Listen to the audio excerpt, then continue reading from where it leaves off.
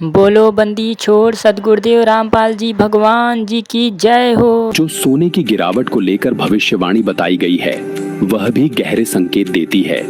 यदि हम वर्तमान स्थिति को ध्यान से देखें तो यह बात स्पष्ट होती है कि यह संकेत भी संत रामपाल जी महाराज के विषय में ही प्रतीत होता है, क्योंकि संत रामपाल जी महाराज के आदेशानुसार उनके करोड़ों अनुयायी स्वर्ण का उपयोग नहीं करते।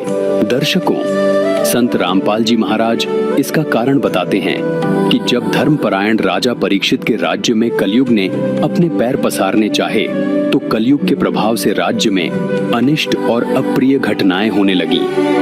तब राजा परीक्षित ने धर्म की रक्षा हेतु कलयुग का विनाश करने का संकल्प लिया। मृत्यु को सामने देखकर भयभीत कलयुग राजा के चरणों में गिर पड़ा और करुण पुकार करते हुए प्राण भिक्षा मांगने लगा। राजा परीक्षित अत्यंत दयालु थे। उन्होंने उसे क्षमा कर दिया, परंतु कलयुग ने राजा से अपने रहने के लिए स्थान मांगे।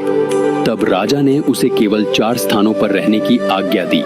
पहला, जहां शराब का सेवन होता हो। दूसरा, जहां परस्त्री गमन अर्थात वेश्यावृत्ति हो। तीसरा, जहां जुआ खेला जाता हो। और चौथा, सोने में। समय का चक्र देखिए। एक दिन राजा परीक्षित वन में शिकार खेलने गए और अपने मार्ग से भटक गए। उस समय उनके सिर पर सोने का मुकुट सुशोभित था। कलयुग को अवसर मिल गया और वह एक सूक्ष्म मक्खी का रूप धारण करके उसी स्वर्ण मुकुट पर बैठ गया। मार्ग खोजते हुए राजा एक आश्रम में पहुंचे।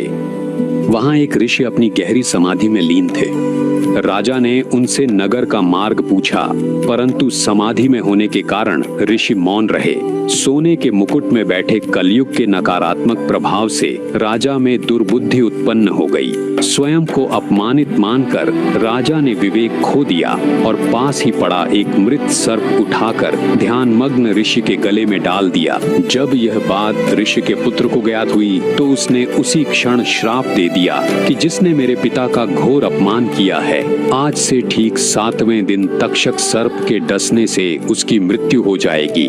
दर्शकों, इस दृष्टांत में एक बहुत बड़ा आध्यात्मिक रहस्य छिपा है। सोना केवल एक धातु या आभूषण नहीं है, यह कलयुग का वास स्थान है।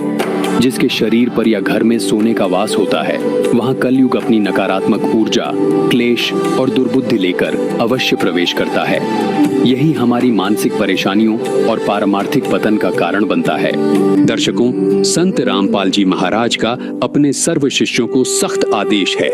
जो जुआ खेलेगा, जो व्यभिचार स्त्री पुरुष करेगा, जो शराब आदि नशीले पदार्थों का सेवन करेगा और स्वर्ण को घर पर रखेगा या अन्य तरीके से प्रयोग करेगा, उसको मिशन से निकाल दिया जाएगा और इस आदेश का सख्ती से पालन भी कराया जाता है।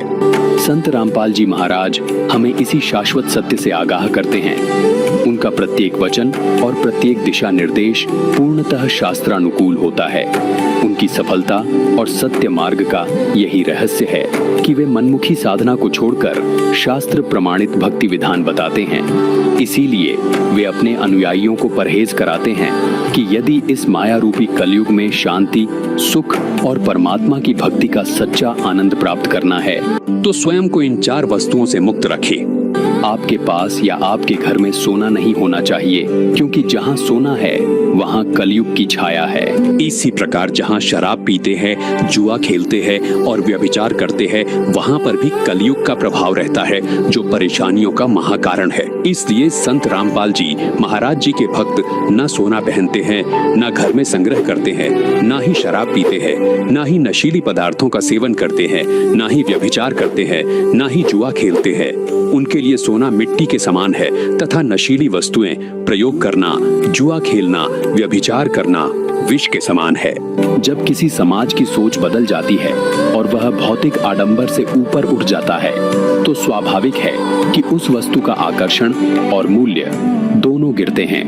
अर्थात यदि भविष्य में बड़ी संख्या में लोग परमात्मा के अवतार की शरण ग्रहण करेंगे और सोने को महत्व देना छोड़ देंगे तो सोने की मांग घटेगी और उसका मूल्य भी गिरना स्वाभाविक है।